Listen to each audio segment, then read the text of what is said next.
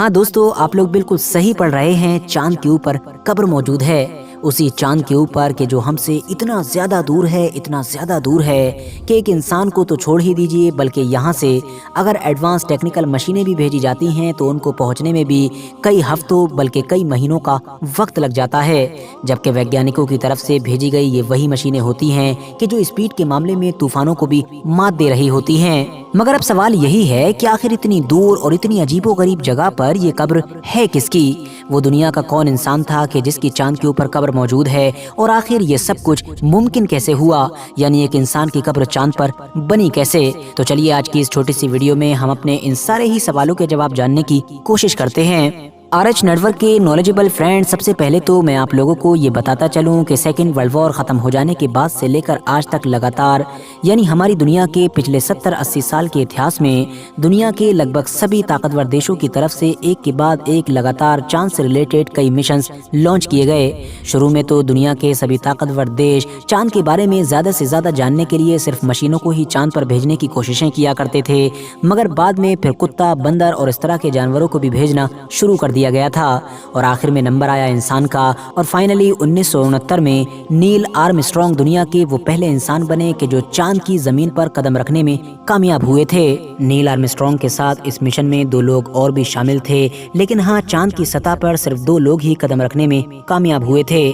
बात सिर्फ यहीं पर खत्म नहीं हुई थी। 1969 के बाद भी अमेरिका ने एक के बाद एक लगातार कई ऐसे मिशन लॉन्च किए थे कि जिनमें नील आर्मस्ट्रॉन्ग की तरह दूसरे इंसानों को भी चांद पर भेजा गया था। और अभी तक फाइनली नील आर्मस्ट्रॉन्ग को लगाकर हमारी दुनिया में 12 ऐसे लोग हैं कि जिन्होंने चांद की सतह पर चलने का मौका पाया है।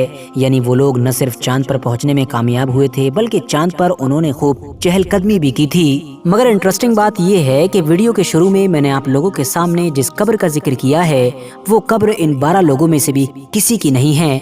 तो अब सवाल फिर से यही है कि आखिर फिर ये कब्र है किसकी?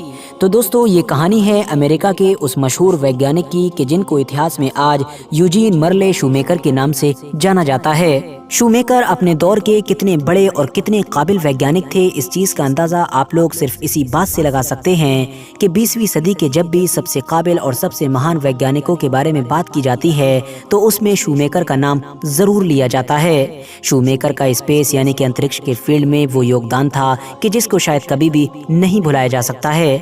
शुरुआती दौर में नासा की तरफ से स्पेस में जितने भी लोगों को भेजा जाता था उनकी ट्रेनिंग कराने में कहीं न कहीं शूमेकर का हाथ ज़रूर हुआ करता था। इतना ही नहीं, यूटा और कोलोराडो में यूरेनियम की खोज करने का क्रेडिट भी इसी वैज्ञानिक को ही दिया जाता है। और इनके इन्हीं सारे कारनामों की वजह से ही उस दौर के अमेरिकी राष्ट्रपति यानी कि जॉर्ज डब्ल्यू बुश ने इनको सम्मानित भी किया था।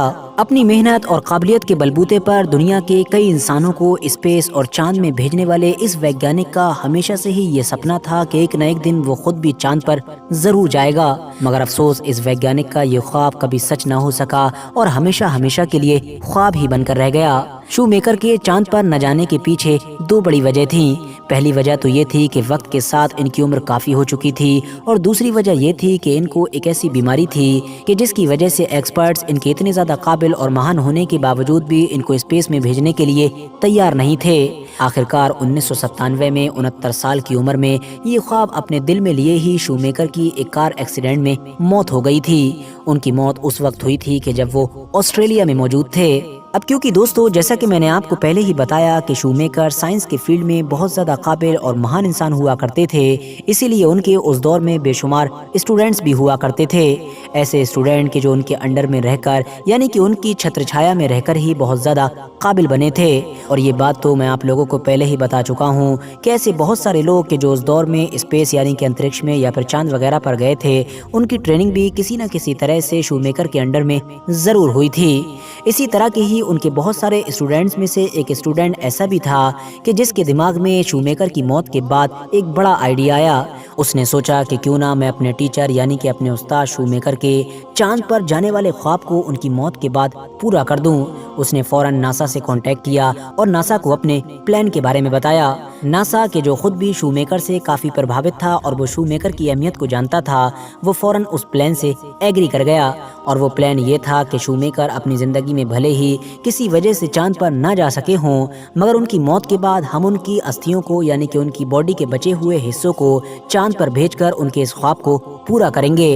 फाइनली 31 जुलाई 1999 के दिन नासा ने शूमेकर की अस्थियों को यानी कि उनकी बाकियात को लूनार प्रोस्पेक्टर की मदद से चांद पर भेजा। और इस तरह से शूमेकर नाम के ये वैज्ञानिक हमारी दुनिया के वो पहले इंसान बन गए कि जिनकी बॉडी की बाकियात यानी कि जिनकी अस्थियां चांद पर मौजूद हैं, बावजूद इसके कि ना तो ये खुद कभी चांद पर गए थे और न ही इनकी वहाँ पर मौत हुई थी। फिलहाल दोस्तों, आज की अपनी वीडियो को हम यहीं पर ख़त्म करते हैं।